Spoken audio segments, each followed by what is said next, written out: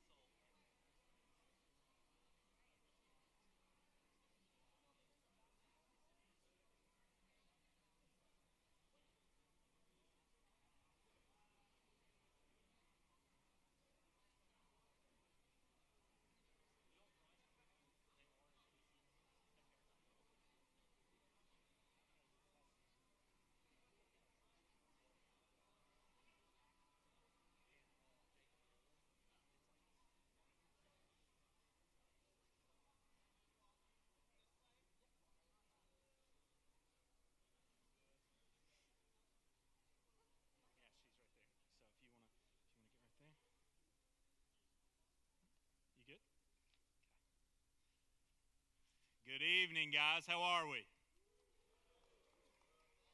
Come on, man. I need more than that. How are we? Excellent, excellent. I love the excitement. I didn't have to ask twice. I appreciate that. So good evening and welcome to the second annual Pellissippi State Athletic Awards. I want to thank some special groups for joining us tonight. The faculty and staff, Panther Club members, Justin and Nathan from the city of Knoxville, and lastly our corporate sponsors, Hardin Valley Heat and Air, Tennessee Orthopedic Alliance, and James Moore of Wallace Real Estate. Tonight represents a full circle moment for many of us here. On August 1st, 2023, many of you sat in your first ever athletic orientation, and also our first ever athletic orientation. You took a chance on us, a first-year program with no background, with many first-time head coaches, and you chose to believe in us. Year 2 saw us add 4 new sports: men's and women's basketball, softball, and baseball. To those new programs, thank you for coming in and adding to the culture that our 6 original sports built. What we have accomplished in these first 2 years is nothing short of remarkable. 3 Region 7 championships, 1 Region 7 tournament runner-up, 1 district championship, 2 national meet and tournament berths, 2 All-American athletes, 4 Region 7 Coaches of the Year, 1 Atlantic District Coach of the Year. But amongst all those things, our proudest accomplishment is watching our student athletes graduate and continue their educations and careers. Tonight, we welcome one of those student athletes, Jamie Bell, to give this year's student athlete address.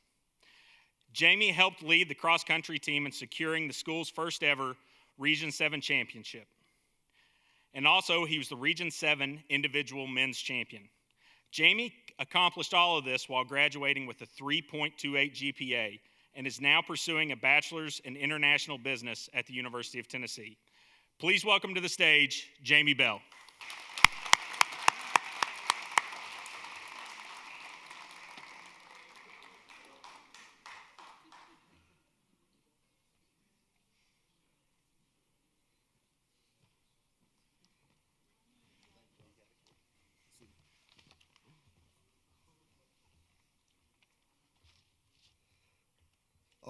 Hello to all my fellow Panthers. My name is Jamie Bell. I ran 2 years of cross country here at Pellissippi State.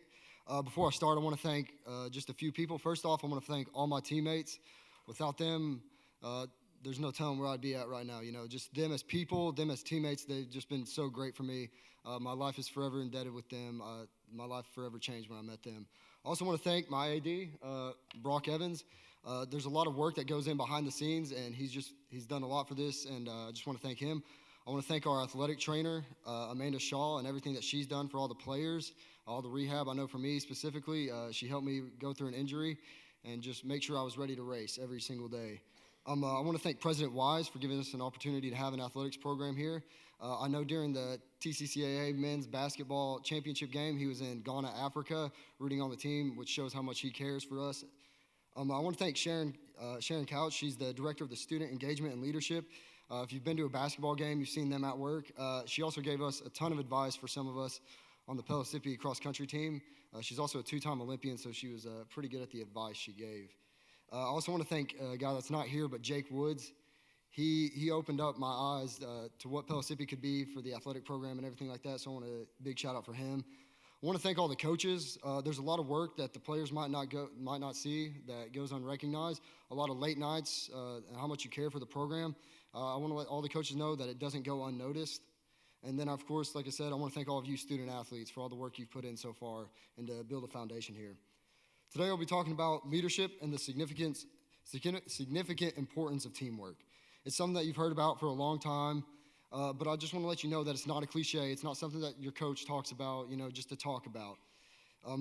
It's really the thing that most teams fail to achieve and keeps them from completing their goals. I began to understand that at my time here at Pellissippi. If you weren't around last year, we weren't allowed to compete for any championships or any time in the postseason. So you're pretty much playing for nothing. But for us, we realized that we weren't playing for nothing. We were playing for the name across our chest. We were playing for our teammates right next to us. For a lot of teams, they were allowed to get all conference awards. For cross country, we were not. But they did give us the opportunity to run at the conference championship, but we weren't even allowed to cross the finish line or get any awards. One of the key things that I remember that really changed us was after the race, after we had put 6 of the top 7 runners, we would have won the cross country championship. We had to sit on a hill, and we had to look, and we had to watch everybody get the all conference awards, and we had to watch Walther State raise up a plaque that we felt that we had earned. It was needless to say that we had dominated the field, and that just added the fuel to the fire. It was from that moment on we vowed to go get what we felt was rightfully ours. Next season, we realized that it wasn't going to be won in August when we returned. It wasn't going to be won during the on-season practices. It wasn't going to be won in October in the next conference championship. It was going to be won that moment we left that hill. It was, what are we going to do tomorrow? And that just kind of stuck with us. And that's where I get to my first part about leadership, and that's accountability. And for a lot of people, when they think about accountability, it's holding their teammates accountable or holding others accountable. But the biggest part as a leader is to hold yourself accountable. If you can't hold yourself accountable, you can't hold anybody else accountable. How are you as a person? How are you as a leader? How are you as a teammate? So that's where it started, was accountability for us. Accountability for me was waking up at 4:45 in the morning, going and running 9 miles, then going to work, then getting off of work, going running 9 more miles when it's 95 degrees. Accountability for my teammate, Steven Scallion. He was running 80 miles a week. He didn't want to run 80 miles a week, but he did for us. And that's accountability. He knew that we needed him to, and he got to work and he put it in. Then August 1st gets here. That was the opening to our season. And I got to meet all the new freshmen coming in, and now I have to try and convince them, what it takes, what we're building here. They weren't around here for last year, so, there's no, for them, everything's new. So how do I convince them that this is worth fighting for? The way the freshmen handled that, they did exactly what I needed to. Isaiah Spoon, Zachary Barnett, Cooper Wood, Casey Pribish, they came in here, and you would have thought they were on the hill right with us. The freshmen displayed a part of leadership that most guys on teams don't think about, and that is they embraced the culture. They respected and understood the hard work we put in. They saw the foundation had been set and immediately bought in. That is one of the most underrated parts of leadership. You have to buy in. You can't be a leader and not be bought into a program. You can't be a leader and not be bought into the culture, and that's exactly what they did. We went into that first race. We put 5 runners ahead of Walther State's best returning runner, and the standard was set from then on out. For the other JUCO teams, they went and they ran in small races. But for us, we went and we ran against 20-plus Division I teams, including 5 different SEC schools. And 63 of those Division I runners saw the back of at least one, if not more, Pellissippi jerseys cross the line before them. That's where it was. It was the mental toughness, and that's where I get to my next part. It's mental toughness that these guys displayed. In the first run at Memphis Twilight, where we pulled in, I'll never forget it, we pull into this parking lot in our Pellissippi van, our tiny little van, and right next to us on our right, MTSU pulls up, and then on our left, Ole Miss pulls up. You're looking at these guys that eat, breathe, and sleep cross country. They're physically gifted. Everything they've done, they were bred for. They're just the most physically gifted athletes you had seen. But for us, it didn't matter how much, and that's the one thing I talked to these guys about.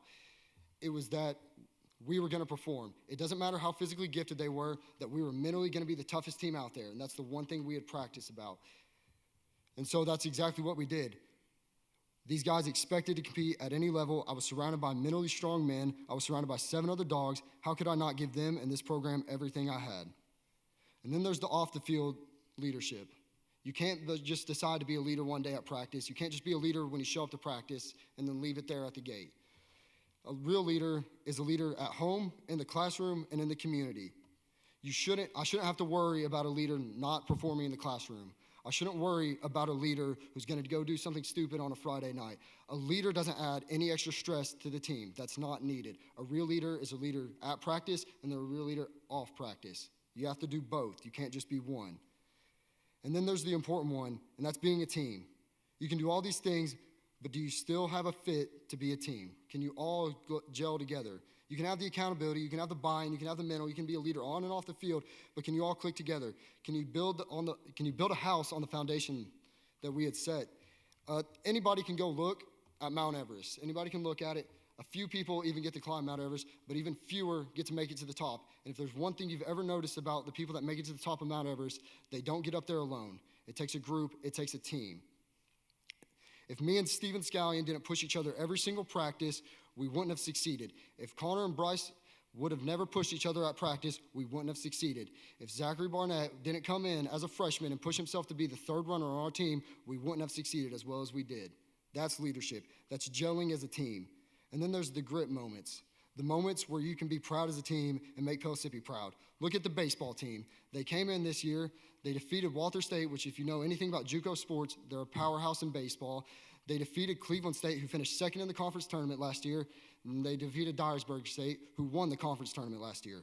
Look at the men's basketball team. They won 3 straight games in the TCCAA tournament, made it all the way to the conference championship in year number 1. That's grit. Look at the men's soccer team. They didn't even get the luxury of competing in the state of Tennessee for their conference games. They had to go all the way down to Georgia, where they won their conference. They went on, won the Atlantic District, and then they went on to the national tournament. That's grit. Look at the women's soccer team. They only lost 1 conference game this year, and Coach Diaz repeated as Coach of the Year. That's grit. That's leadership. Look at the women's volleyball team. They quadrupled their win total from last year. That's leadership, and that's grit. And look at the women's basketball team. They had 3 all-conference players in year number 1. It doesn't take 9 guys on the baseball team to be leaders. It takes the 40-man roster to succeed. It doesn't take the starting 5 in basketball. It takes all 15 guys to be leaders. It doesn't take the 11 starting on the pitch. It takes the guys on the sidelines wearing the pennies to all be leaders. It doesn't take the 6 people on the volleyball court. It takes all 11 on roster to be leaders. If you have a team of leaders that all possess all these qualities, your team will succeed. If everybody dreams the same dream, if everybody fights the same fights, if everybody carries the same amount of weight, you're going to reach the top of the mountain. God bless, go Panthers. But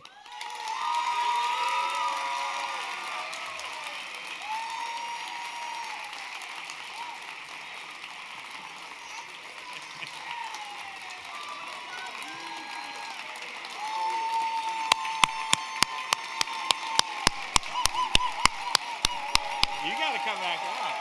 They're going to give a standing ovation.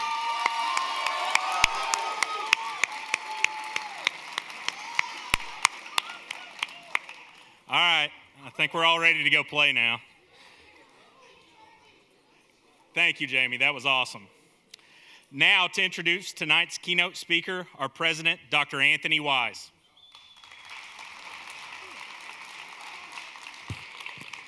So a couple things, Brock. Is my photo coming up here? Good. Leave that on the interns. Yeah. All right. It's good. I was going to say, I hope it's not a picture of me in a cross-country uniform, because that's not a pretty sight these days. Great job, Jamie. You made us all proud of you and proud to be Panthers.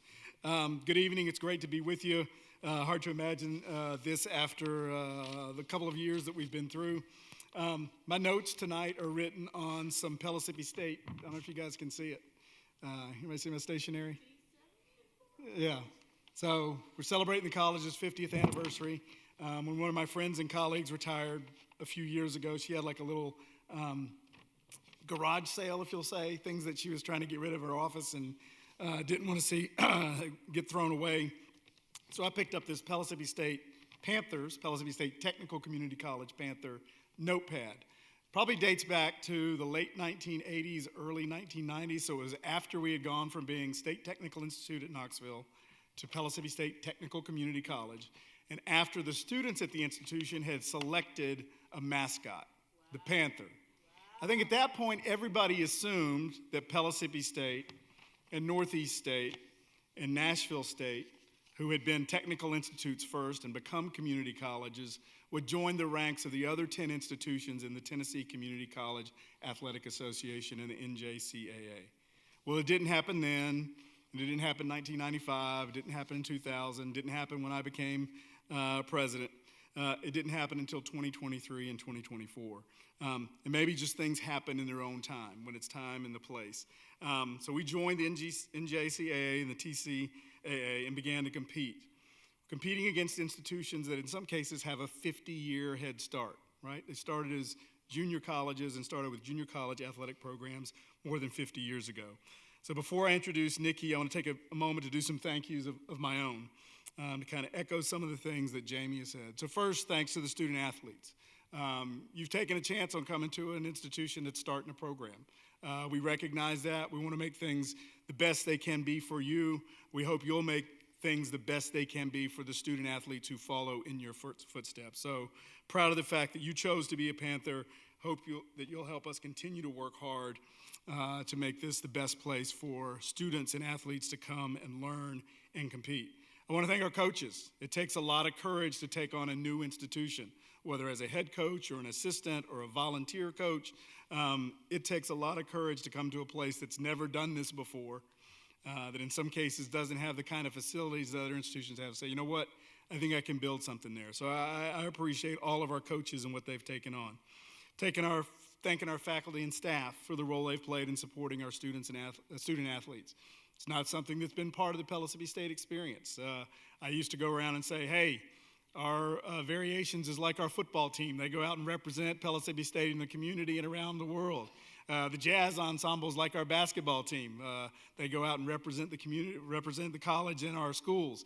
The culinary program's kind of like our baseball team, right? They make us look as good as we can. But we didn't have student athletes and we didn't have athletic teams. So I thank our faculty and staff for taking that on.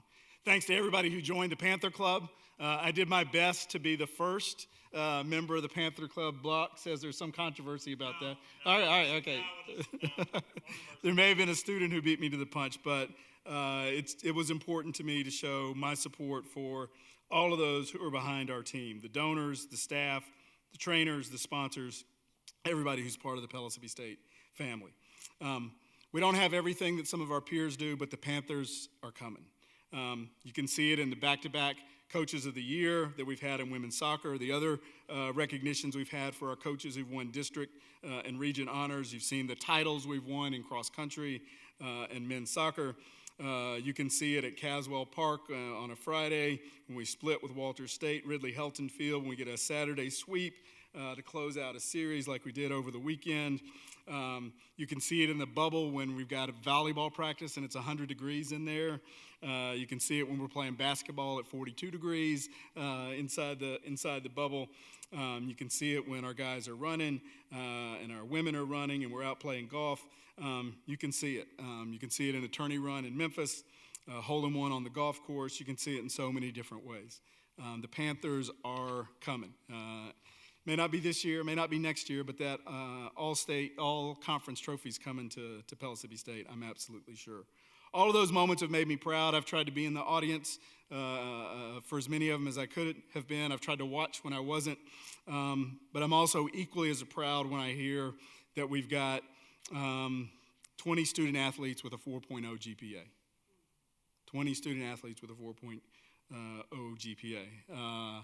When I hear that the women's basketball team has a 3.34 GPA for the fall term. I mean, that's outstanding because what that represents is individuals as part of teams who've made the commitment to both parts of the contract, of the agreement, to be a student and an athlete. It makes me proud when we see graduates come back like Jamie did and talk about their experience and what they've learned being a Panther and how they carry that forward to their new institution, but a willingness to share with those who are behind. It's important that every Panther strives for outstanding achievement in the field of competition and in the classroom. And I don't know anybody better than Nikki Anisicki to talk about how to be a champion at both. These are just some of the things that I know about Nikki. She's part of Pat Summitt's legacy. And if you're from this part of the world, you know what that means to those who are associated with the Lady Vols in Knoxville. Two-time national champion in her sport. A WNBA All-Star. A gold medalist in the Pan American Games. NCAA Woman of the Year. What I'm going to say next is just as important. Triple major academically. Bachelor's, master's degree, working on her PhD. Lady Vol honor roll, SEC academic honor roll. Dean's list every semester, just what Jamie talked about. As a leader, you take responsibility for what happens on the field, and you take responsibility for what you do in the classroom. She's been a teacher, a coach, a mentor. She's the mother of two sons. Please join me in welcoming to Pellissippi State, Nikki Anisicki.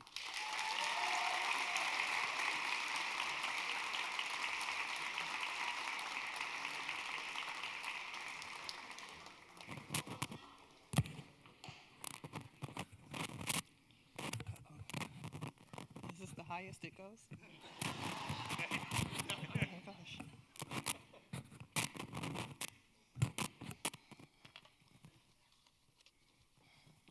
All right, y'all, bear with me. Okay.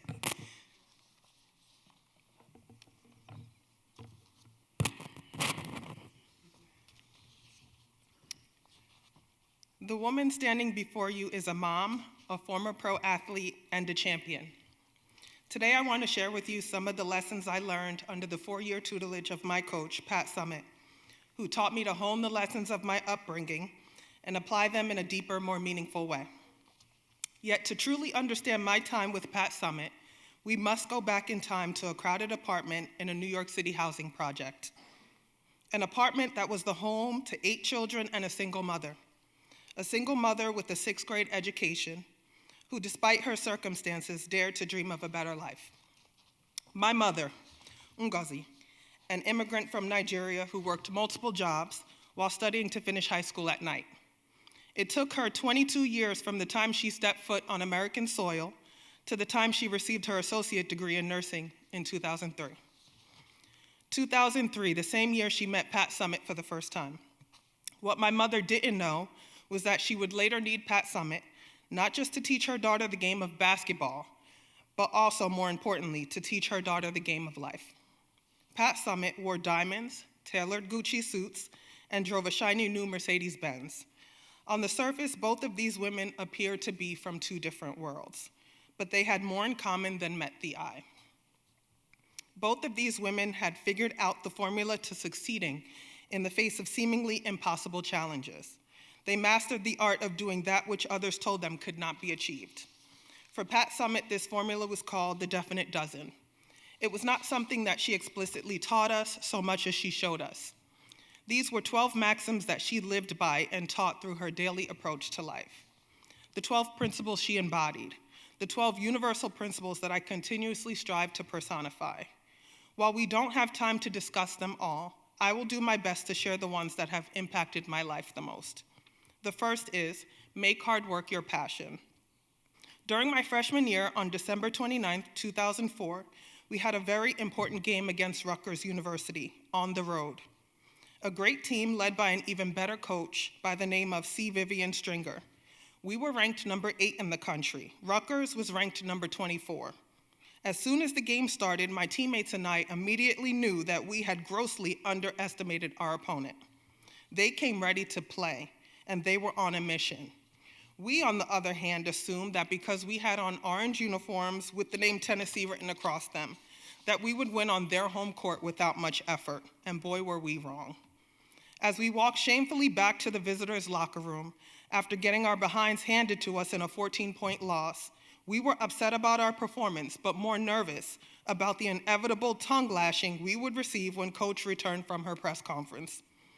We had lost twice already that season to Texas and Duke, but even in our wildest dreams, we could not have predicted what was to come in that locker room in Piscataway, New Jersey, just 4 days after Christmas.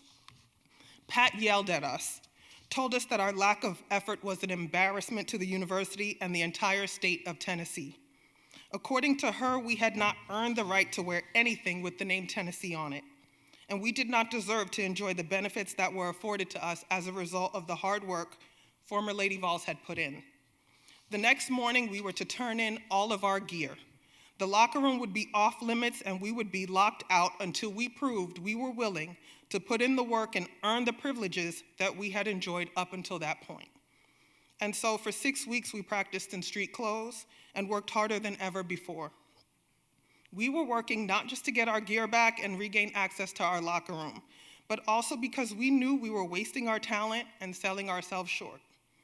We became the hardest working team we could be, and 3 months later, we faced Rutgers again on March 29th, 2005 in Philadelphia. The stakes were much higher. The winner would go to the Final Four in Indianapolis. This time we were prepared, confident, and determined. Not only did we win, but we also left no doubt in the mind of our coach that we were the hardest working team in the country and therefore fit to represent Tennessee. This leads me to the next principle instilled in me by Pat Summitt, which is be a competitor. During my freshman year, we played against national powerhouse, Duke University. At the time, they were said to be the best team in the country. They were tall, fast, athletic, and cocky. Coming off a loss to Texas, our morale was low, and we were still searching for our identity. Needless to say, we were not up for the challenge and got handed another substantial loss. After the game, Pat said very little, but she warned us that we'd better be ready for practice the following morning. The following morning was a morning I will never forget. As we walked into practice, we were assigned a partner. We huddled up before the start of practice, not knowing what we were in for. Pat told us that she was going to see what we were made of. I left that huddle knowing that something was about to go down. It turns out that the partners we were assigned as we walked into practice would be the person we'd wrestle against that day. Yes, you heard me correctly, wrestling. Pat said she wanted to identify the true competitors, and so she called each pair one at a time, placed the ball in the middle of us, blew the whistle, and whoever fought hardest for the ball and held onto it by the time she blew the whistle again was the winner. As practice came to an end and we huddled up again, Pat told us that for the rest of the season, she was going to play the players who showed that they were fierce competitors, that if she was going to lose, she was going to go down swinging. And from that moment, I became a starter on the team. The next maxim I would like to touch on today is put the team before yourself. During my senior year, we had an away game and stayed in a hotel the night before the competition. Everyone knew the rules. After team dinner, in bed by 9, curfew checks, and turn in phone by 10. Well, this particular night, we had a player sneak out after curfew to visit her boyfriend, who happened to be in town for the game. I had no idea about the incident, but sensed the strange vibe on the bus as we drove to shoot around the following morning. Once we arrived, Pat approached me and informed me of what had taken place the previous night. She said that as the team captain, she wanted to know my opinion as far as what the punishment for my teammate should be.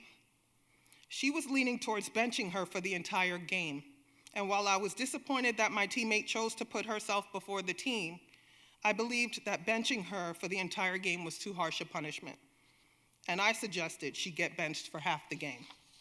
Fortunately for my teammate, Pat went with my suggestion, and fortunately for all of us, we learned a valuable lesson. Always put the team before yourself. That year, we went on to win a national championship, which leads me to the next maxim: change is a must.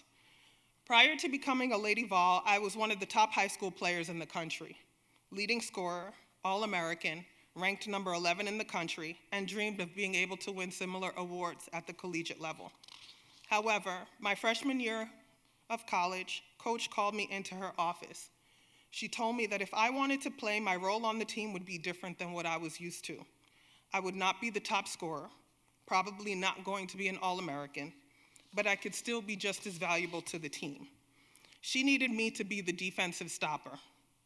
At the time, I was offended, angry, and didn't really want to buy into that role.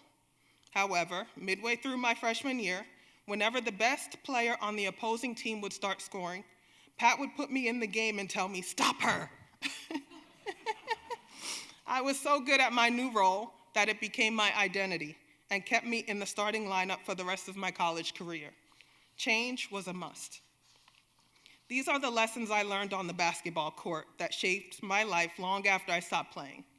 During those days, I thought, I didn't know it was about much more than winning games. It was about life. Pat Summitt's definite doesn't shape my approach to the game, but also shape my approach to life. Back then, I put the needs of my team before myself. Today, as a mother, I put the needs of my family before my own. Words cannot express how excited I was when I found out I was pregnant with twins. I had always dreamed of being a mom and could not wait until the day I would get to meet my boys. At 24 weeks, I went in for a routine checkup. My favorite part was always the ultrasound and getting to go home with the little pictures of the babies, pictures I would stay up all night and stare at. However, on this particular day, my excitement quickly turned to sorrow when 2 doctors came in to tell me that one of my sons was battling for his life. A battle, according to them, that he would likely lose. A battle that would begin to negatively impact the other twin if I allowed him to continue fighting. They recommended I choose to terminate so that we could focus on saving the life of twin A. And so I made a choice that day to do what I knew my coach would do, what my coach had always taught me to do, change. Pat believed that change was a must. She instilled in me a willingness to change and move on when something was not serving me. And so I changed my doctor, moved to a different hospital, and today both boys are completely healthy 3-year-olds.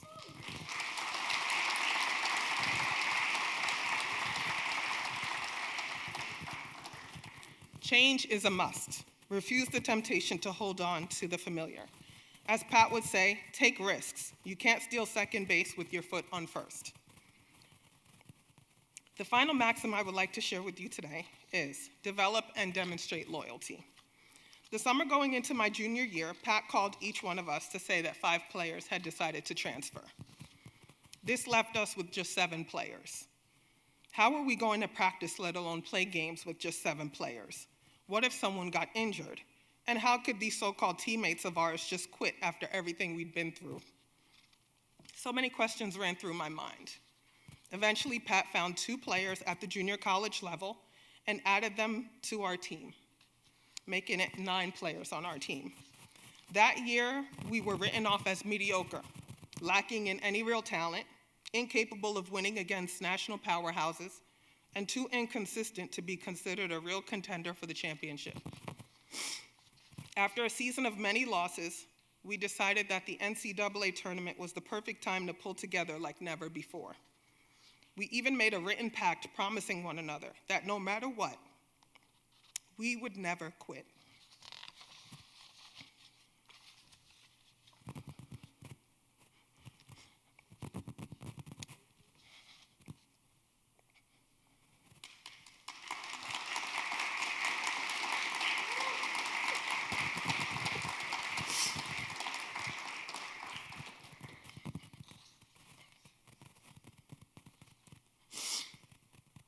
We would give our all despite the difficulties we faced. The harder things became, the more we leaned on each other for support. Needless to say, we went on to win the 2007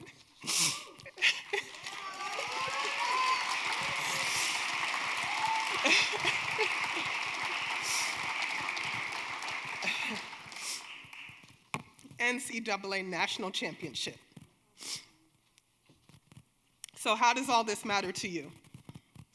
As you listened to me speak about the impact Pat Summitt's principles had on my life, one thing you'll notice is that there were many losses and hard times along the way. Times of doubt, times of uncertainty, times of fear, times of sadness, times of pain. But each one of those times was temporary. Our championship lasts forever. They were experiences that were necessary to grow and root out our weaknesses. During those days, I didn't know that it was about so much more.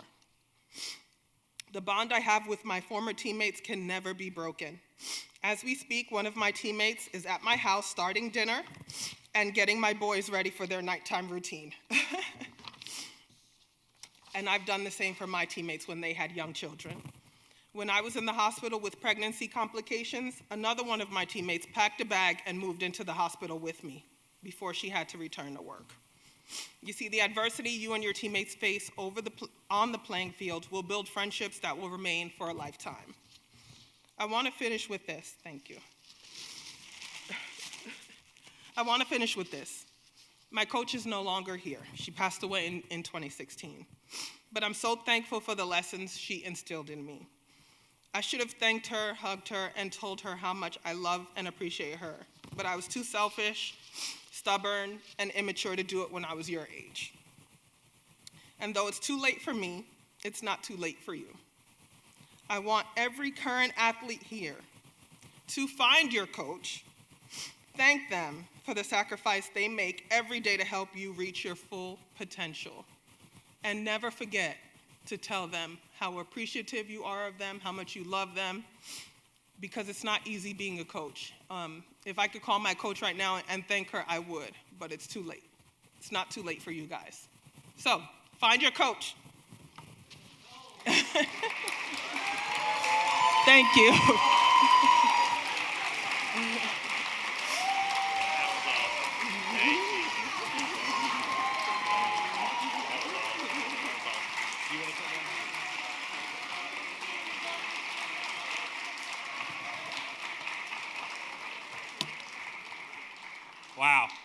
That was incredible. All right, guys, let's jump into our awards for the night. First, we'd like to honor our teams that made the NJCAA national meets, whether that be a meet and or the tournament. So when we call you guys up, we want the entire teams to come up here because we do have a plaque for all of you. So the very first team, men's and women's cross country.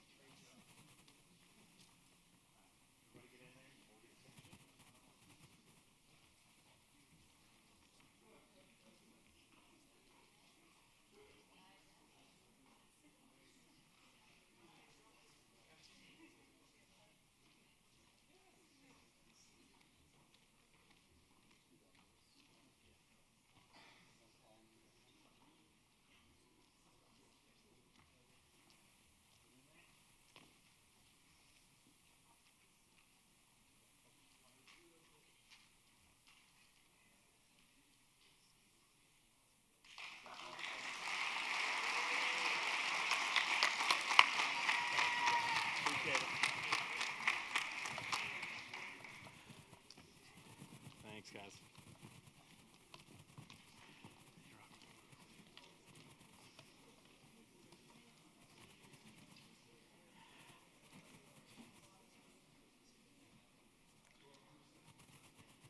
And next, men's soccer, who also secured the college's first ever national tournament postseason win against Mississippi Gulf Community College. Men's soccer.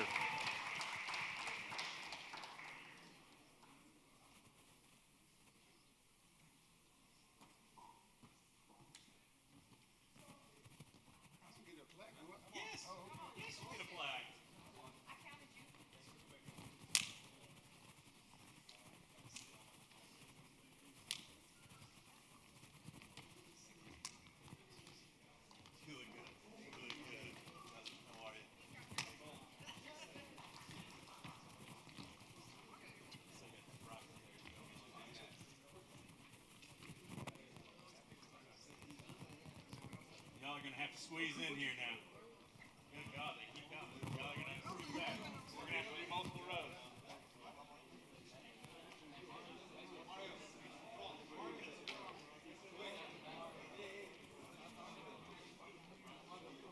We're going to have to stretch on down.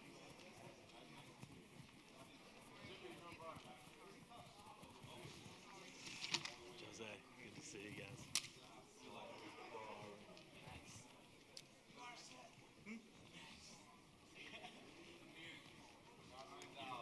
In the house. Good, man. All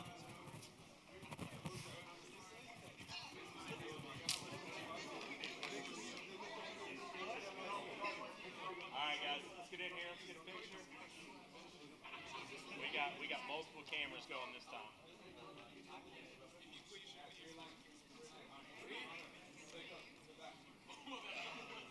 Four guys in front.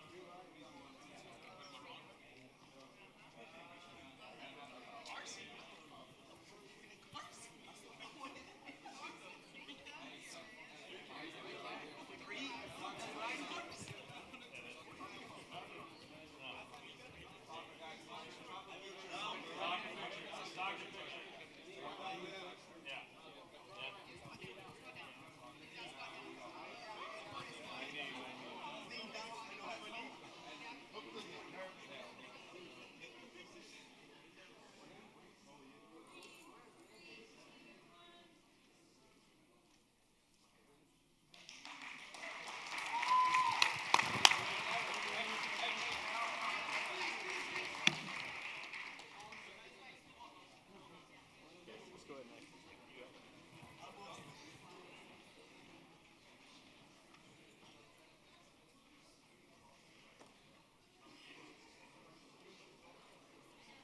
that the awards we have left over?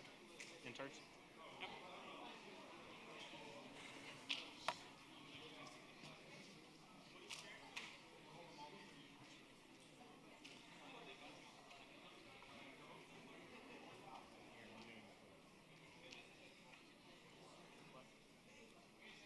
No, it's not. It's interns. Okay.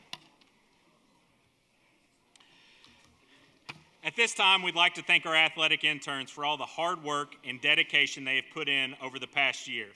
Without them, our everyday operations would not be possible.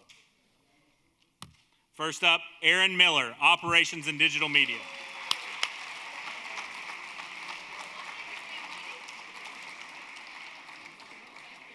Bailey Bird, Digital Media.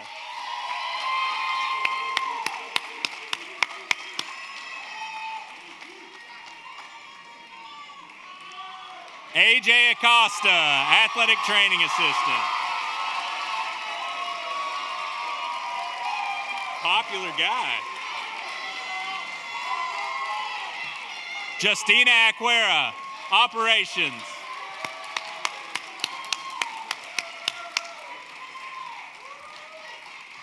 Keely Noe, Photographer.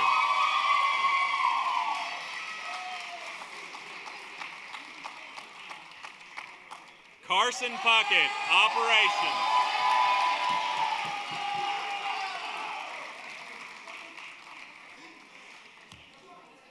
Aiden Stevenson, Operations.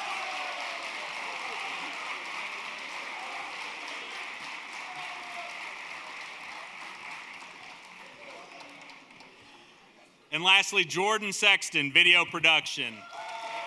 I don't think he could join us tonight. Guys, give them a big round of applause.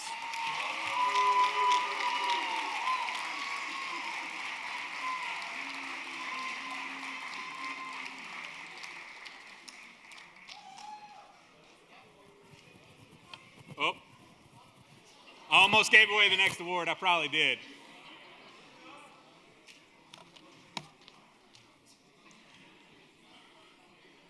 Our next award for the night is to the men's and women's teams with the highest GPAs. Some of y'all I know are nervous. I know some of y'all out there because some of y'all brought some teams down. First up, women's basketball with the 3.4 GPA.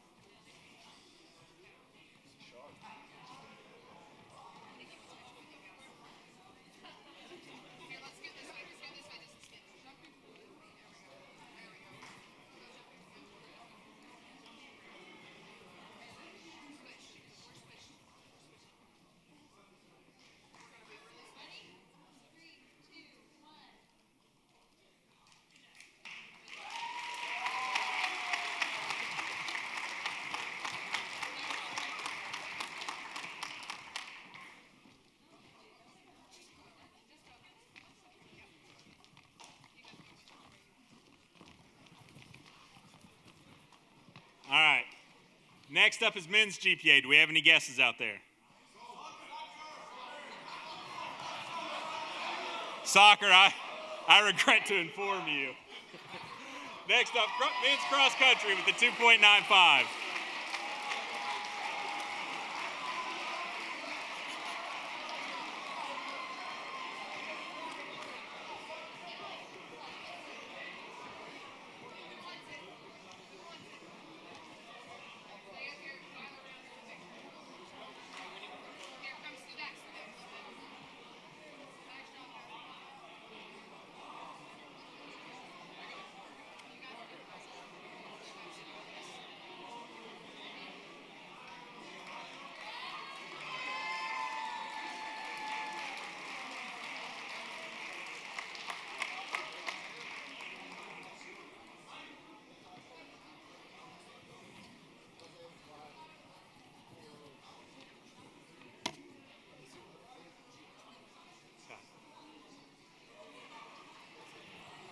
Men's soccer, do you still think you were close?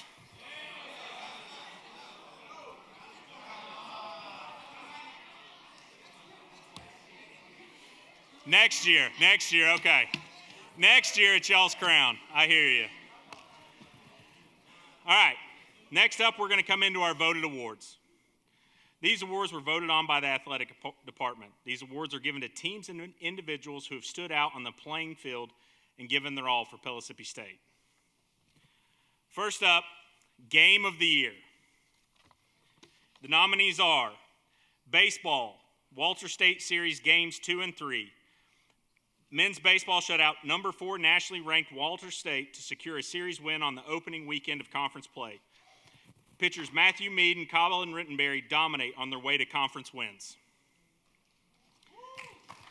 Yeah, you got to give it up for them. Come on now. There we go. Next up, men's basketball in the conference tournament semifinals. They beat number 2 Walter State to advance to the conference tournament championship game.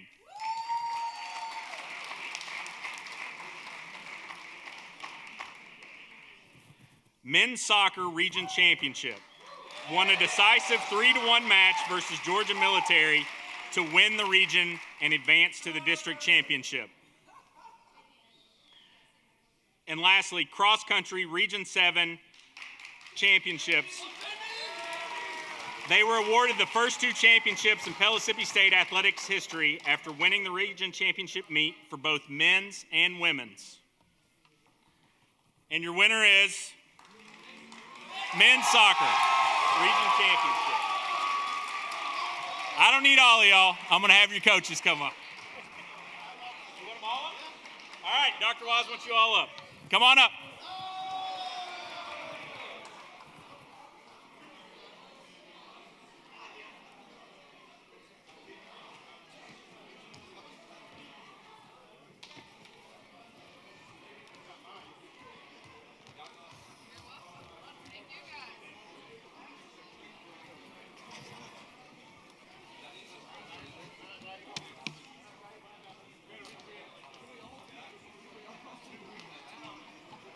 Yeah, you guys have to do that pose right here. Yeah.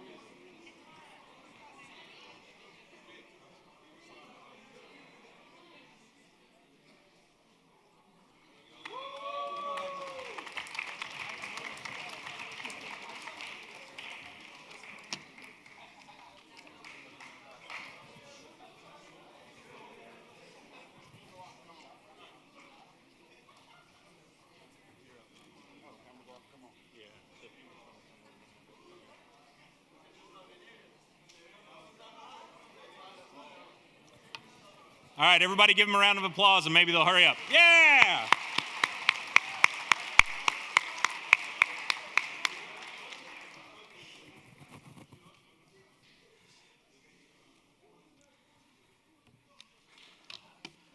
Up next is Male Athlete of the Year. Your nominees are Zach Weeder, a switch-hitting shortstop, leading the team in every stat with a .394 batting average, 3 home runs, 25 RBIs, 30-run score, and 5 stolen bases. Those might need to be updated when I first wrote this prompt. Huh? 7 home runs, excuse me. Next up, Alejandro Mina, first team NJCAA All-American. 20 goals scored, 4 assists with 4 game-winning goals. Jamie Bell, men's cross country.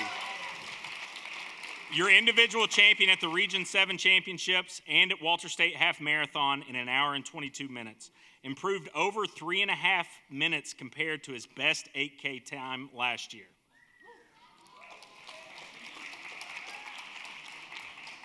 And your winner is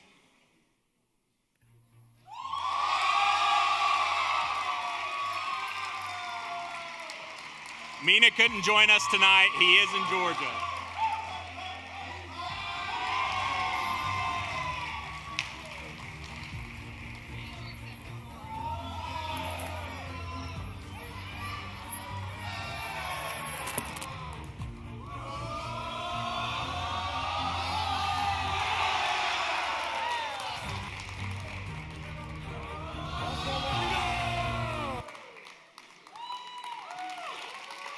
Alejandro Mina, played by Jonathan Netherland.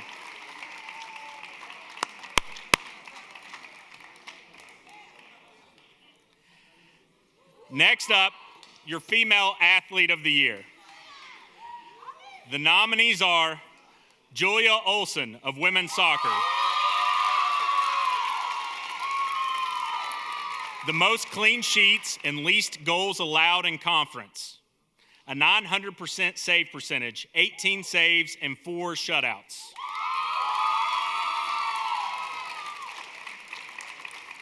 Elise Conrad of women's basketball.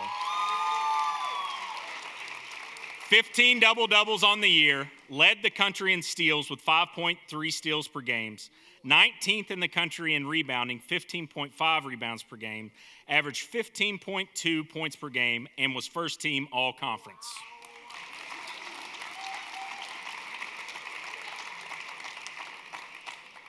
Devin Dunn, volleyball. Played in all 25 matches and 91 sets this season. Averaged 1.01 kill per set, finished the season with 92, a 201 hitting percentage, 746 assists, and 157 points, and voted second team all-conference.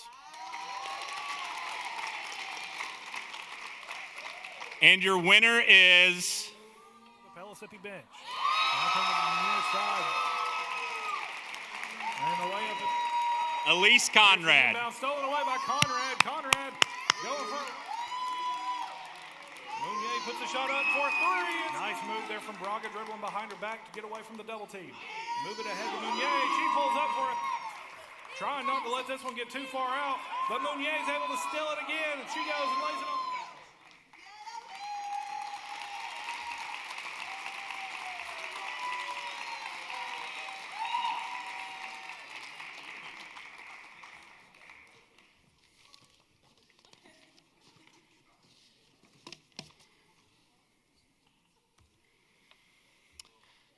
Next up, best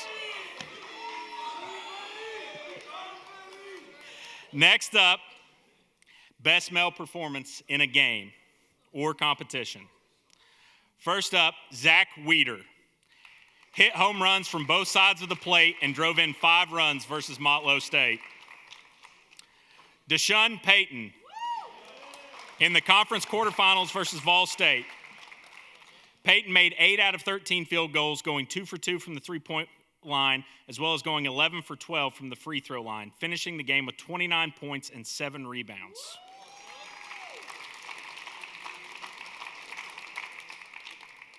Felipe Coelho.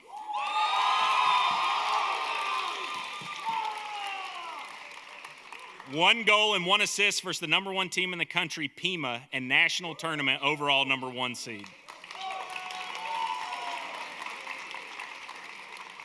Kevin Campbell, men's golf. Kevin earned second place out of 65 competitors at the NJCAA D2 District Preview. And the winner is...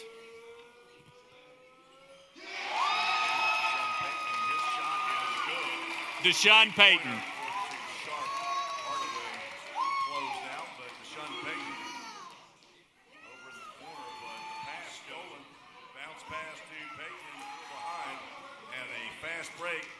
Hardaway can't get his, doesn't have that quarterback throw today. Payton's going to go right back to the rim and off the glass and into the hands of 3-on-1.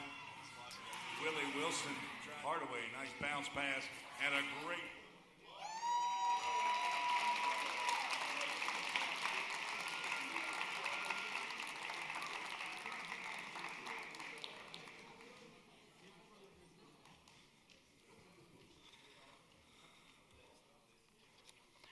Best female performance in a game or competition. First up, Boo Rose, softball. In a game against Southwest Tennessee on March 1st, Rose had an outstanding performance, going 3 for 4 at the plate with 2 home runs, 3 runs scored, 3 RBIs, and 2 stolen bases. Elise Conrad against Volunteer State in the conference tournament. Conrad delivered with 21 points, 17 rebounds, and 6 steals. Leaving the game after suffering an injury, Conrad came back in and finished the game.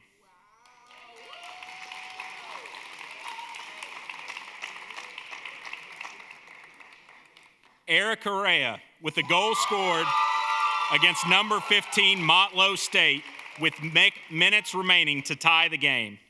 And your winner is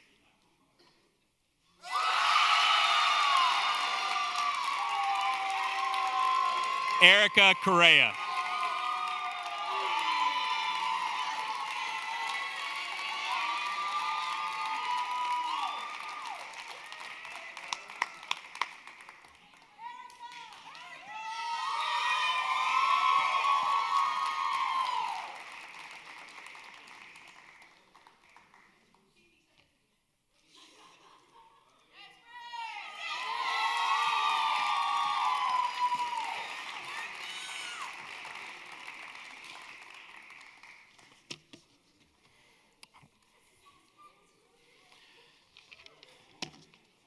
Lastly, we would like to recognize our Panther All-Academic teams. The Panther All-Academic team is comprised of student athletes who have embodied what it truly means to be a student athlete. First up are All-Academic women. Isabella Altorfer, 4.0. Suzanne Barker, 4.0. Ashley Crick, 4.0.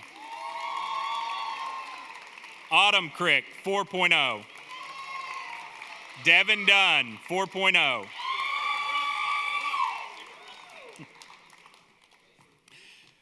Chloe Hayes, 4.0.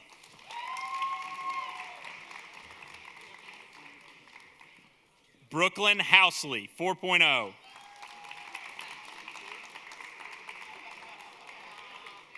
Alicia Jones, 4.0. Sohaila Larson, 4.0. Jordan Mays, 4.0. Keely Noe, 4.0. Savannah McDowell, 4.0. And lastly, Kelly Velasquez Cruz, 4.0.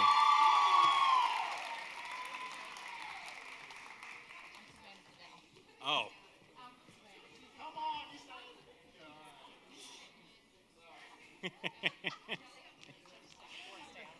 There's Kelly.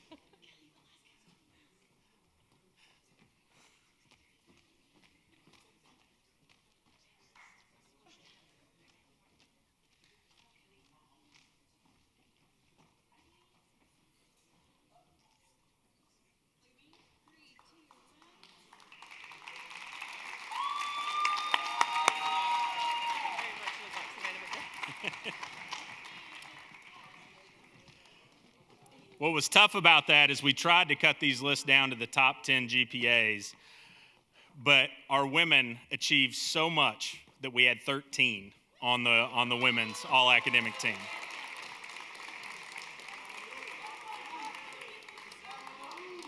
Next up, let's jump into the men's academic team.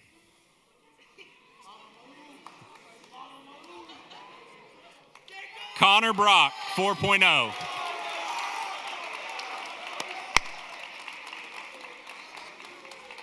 Caden Chanel, 4.0.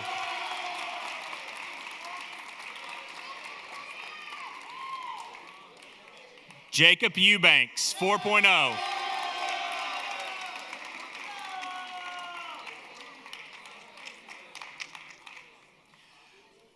Mueller Guadino, 4.0.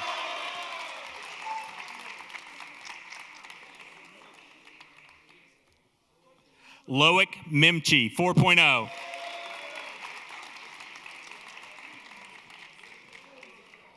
Isaiah Spoon, 4.0. Connor Nelson, 3.78. Amadou Ba, 3.76. Anthony Bonner, 3.76. Dylan Copy, 3.76.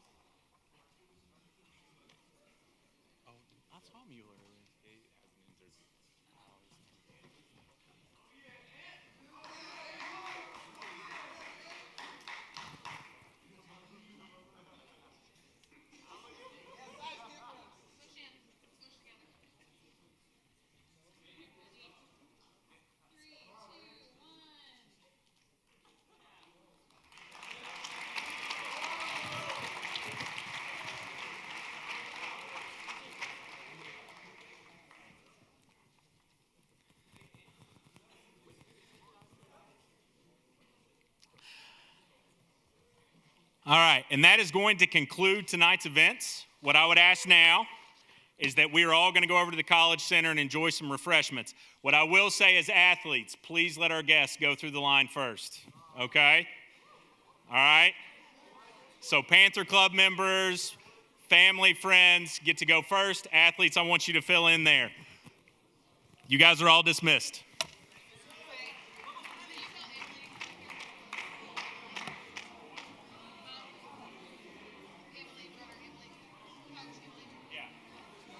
Coach Roy.